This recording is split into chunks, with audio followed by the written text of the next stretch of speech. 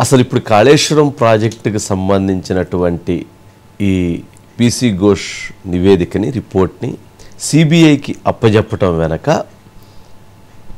ముఖ్యమంత్రి రేవంత్ రెడ్డి గారిది చాణక్య వ్యూహమా లేక ఆయన వ్యూహానికి ఇంకేమైనా ఆలోచనలు ఉన్నాయా అనే అంశానికి వెళ్ళే ముందు నా అభిప్రాయం ఏంటి అనంటే ఈ కాళేశ్వరానికి సంబంధించినటువంటి రిపోర్టు విషయంలో సిబిఐకి ఎంక్వైరీ విషయంలో రేవంత్ రెడ్డి గారు చాలా జాగ్రత్త పడ్డారు.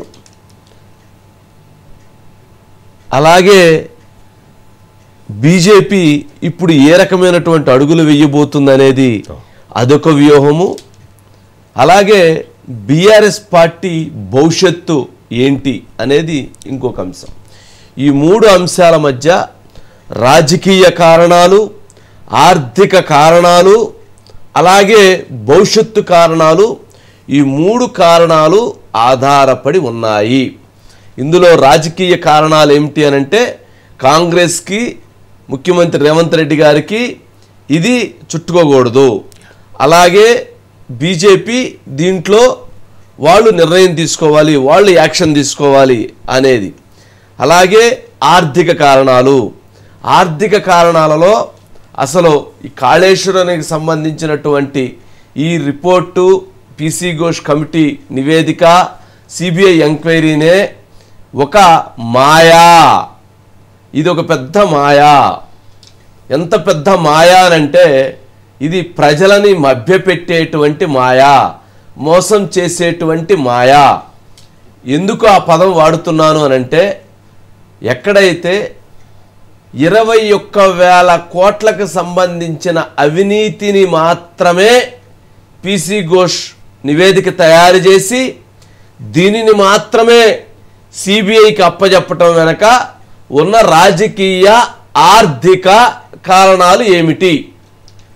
21,000 కోట్ల పంచాయతీనే నడుస్తుంది. 1,00,000 కోట్ల పంచాయతీ ఎందుకు నడవటం లేదు? 1,00,000 కోట్ల పంచాయతీ నడవకపోవటానికి గల కారణాలు ఏంటి? దాంట్లో దాగి ఉన్న ఆర్థిక ప్రయోజనాలు ఏమిటి? ఎవరిని కాపాడటం కోసం, ఎవరి దగ్గర ఆర్థిక ప్రయోజనాలని పొందటం కోసం తెలంగాణ ప్రజానీకాన్ని నిట్ట నిలువున మోసం చేశారు అన్న చర్చ జరుగుతుంది, జరగబోతుంది.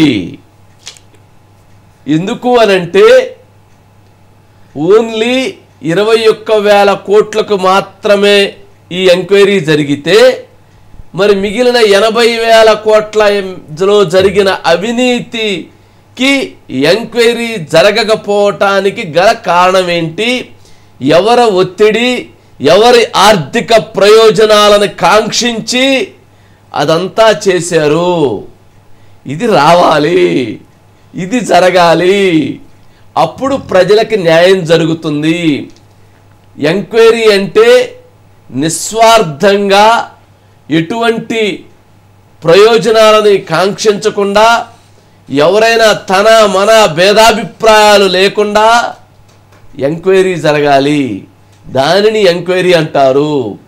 ఇది ఎంక్వైరీ రాజకీయ భవిష్యత్ ఆలోచన, ఆర్థిక వ్యవహారాలతో ఉందా అన్న చర్చకి తావిస్తుంది. ఇది చెప్పినటువంటి అంశం. దీని మీద మరలా కొంత రిపీట్ చేస్తాను తర్వాత. బట్ ఇప్పటికీ నిన్న జరిగినటువంటి అంశానికి సంబంధించి క్లారిటీ ఇస్తా. ఏంటి అనంటే రేవంత్ రెడ్డి గారు సిబిఐ ఎంక్వైరీకి ఇవ్వటం ద్వారా ఇది రేవంత్ రెడ్డి గారి చాణక్యం. ఇది 100% ప్రస్తుతానికి కాంగ్రెస్ పార్టీ విజయం. రేవంత్ రాజకీయ చాణక్యత ఒకే దెబ్బకు రెండు పిట్టలు అనంటే ఒకటి బీజేపీ పార్టీ, రెండు బీఆర్ఎస్ పార్టీ. ఈ రెండిటిని నేర్పుగా, ఓర్పుగా ఇరికించారు అనేది చర్చ. బంతిని బీజేపీ కోర్టులోకి వేయటం ద్వారా బీజేపీ ఎలా ఉపయోగిస్తుంది? అది కొట్టకపోతే చూశారా వాళ్ళు కుమ్మక్కయ్యారంటారు, కొడితే చూశారా ఎట్టగొట్టారో అంటారు.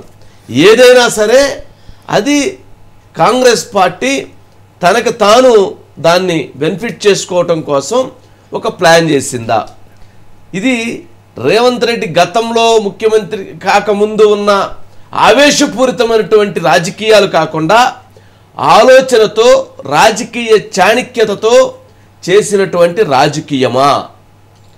ఇప్పుడు గనక పీసీ ఘోష్ కమిటీ ప్రకారంగా చర్యలు తీసుకోవటానికి ముఖ్యమంత్రిగా రేవంత్ రెడ్డి గారికి అవకాశం ఉన్నా, కక్ష తీర్చుకునేటువంటి అవకాశం ఉన్నా తీసుకోకుండా పంపించటానికి, బీజేపీ కోర్టులో వెయ్యటానికి ఆయన ఒక ఆలోచన. అంటే ఇది ఆయన కేసీఆర్ గారి అనారోగ్య కారణాలు, ఇప్పుడు ఏది చేసినా కర్మ సిద్ధాంతం ఈ మధ్య ఆయన చెప్పాడు. తను ఓడిపోవటం ద్వారా తను చేసినటువంటి పాపాలకు తాను శిక్షను అనుభవించేశాడు అని చెప్పేశాడు. అలాగా ఆయనని అక్కడ ఇక నెట్టివేశాడా అనేది ఒక ముఖ్యమైన అంశం. సరే, ఇది రేవంత్ రెడ్డి గారు ప్రస్తుతానికి ఒక వ్యూహాత్మకమైనటువంటి స్ట్రాటజీతో, రాజకీయ చాణక్యతతో విజయం సాధించారు. ఇక్కడ భవిష్యత్తు ఆలోచన ముఖ్యం. భవిష్యత్తులో గనక బీజేపీ అంటే సిబిఐని ఆటాడిచ్చేది బీజేపీ అనేటువంటి అభిప్రాయాలు ఉన్నాయి కాబట్టి మెజారిటీ ప్రజానీకంలో బీజేపీ గనక బీఆర్ఎస్ని పూర్తిగా కంట్రోల్ చేసేసుకుంటే, పూర్తిగా వాళ్ళ గుప్పెట్లోకి తీసేసుకుంటే బీజేపీ వర్సెస్ కాంగ్రెస్ ఫైట్ జరిగేటువంటి పరిస్థితి అవుతుంది.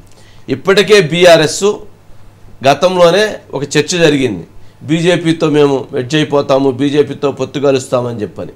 ఇంకా బీజేపీతో వాళ్ళు గనక పార్టీని తీసేసుకుంటే, వెడ్జ్ చేసేస్తే ఇక బీజేపీ కాంగ్రెస్ ఫైట్ అనేది చాలా సీరియస్గా ఉండిద్ది. అది రేవంత్ రెడ్డి గారికి మంచి జరిగిద్దా లేదా అన్నది, అది భవిష్యత్తులో లాభ నష్టాలని, రాజకీయ లాభ నష్టాలను అంచనా వేసే అంశం అయింది. ఇప్పటికి విచారణ జరిగిద్ది, కానీ వాళ్ళ అవసరాలకు తగ్గట్టుగా బీఆర్ఎస్ పార్టీ అనేది ఇక నుంచి బీజేపీ చేతిలో కీలు బొమ్మలాగా మారేటువంటి పరిస్థితి ఇప్పటికే అయ్యింది, ఇక పూర్తిగా అయిపోతుంది అన్న అభిప్రాయం. ఇది ఒక అంశం. అంటే ఇది భవిష్యత్తులో నష్టం చేయొచ్చు, లాభం చేయొచ్చు. నష్టం చేసినా లాభం చేసినా దానికి రేవంత్ రెడ్డి గారు ముఖ్యమంత్రి గారే బాధ్యులు అవుతారు. ఓకే, ఇది నెంబర్